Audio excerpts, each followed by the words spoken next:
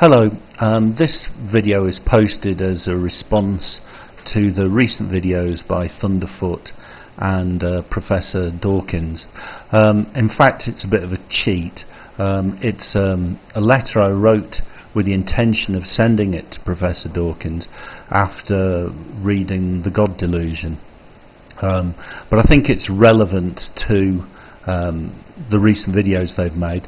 It covers why we might have created a God, but it starts with looking at human morality and then tries to link the two.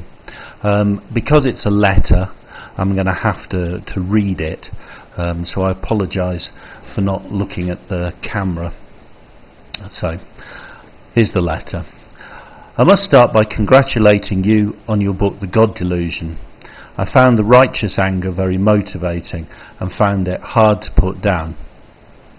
I was going to title this email Righteous Anger, but feared your spam filter might swallow it. I have to say that the River Out of Eden, The Blind Watchmaker are also excellent, and I thoroughly recommend them to my students. I hope that this praise will have kept you reading so far, as the real text of this email is why gods should be an artifact of human evolution and why human morality evolved. Incidentally, also why we might reasonably be more concerned about humans than aardvarks. The ideas have been knocking around in my head for some time and go like this.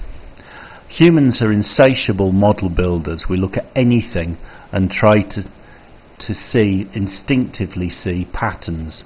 Sometimes these patterns are silly, such as weasel-shaped clouds.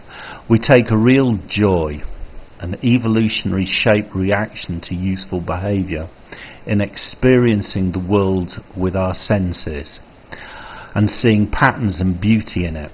However, the models and patterns that really please us are unifying patterns, models or unitary models. I appreciate that other animals can understand simple phenomena.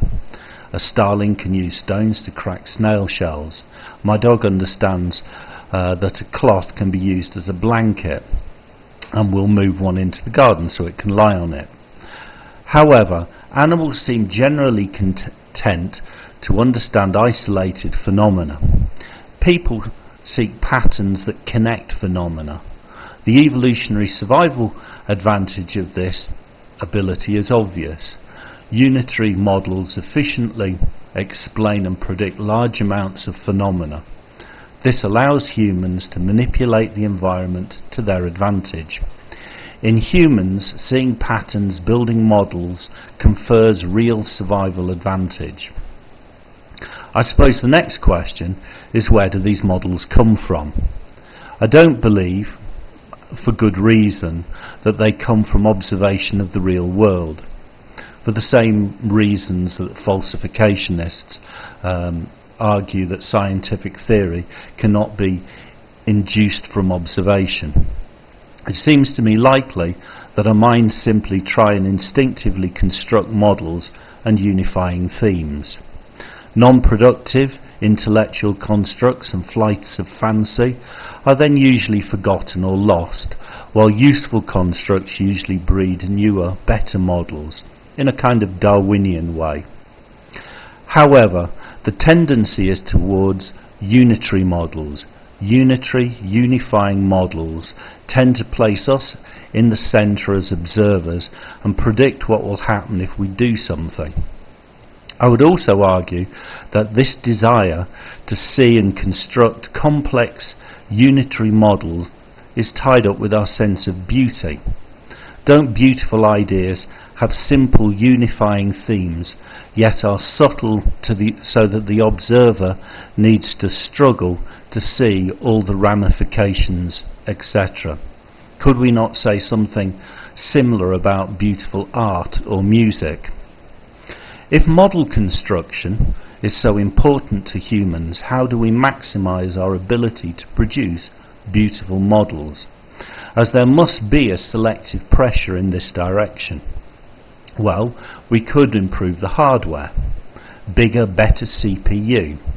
Unfortunately, human brains are very expensive to run and produce.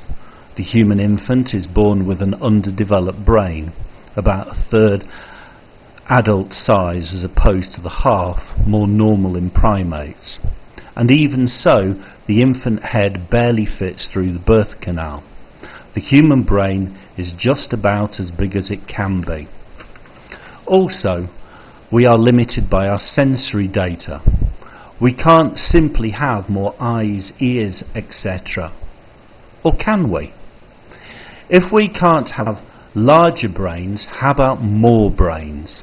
Surely this is the solution that natural selection has picked out for us. Language and a collective consciousness. If I talk to you, do I not see the world through your eyes?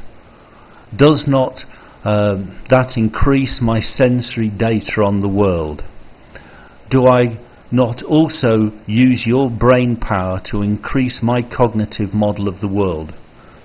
In short, do we not use each other as tools to improve our own models of reality? These models being a central aspect of human survival strategies. If people use each other as tools to increase their ability to construct unitary models essential for their survival, don't we have an evolutionary basis for human morality? I have a vested interest in your survival because you are part of the hardware that I use to sense the world and also process into a satisfactory model of the world. Your death is analogous to me losing an eye or half a brain. Of course,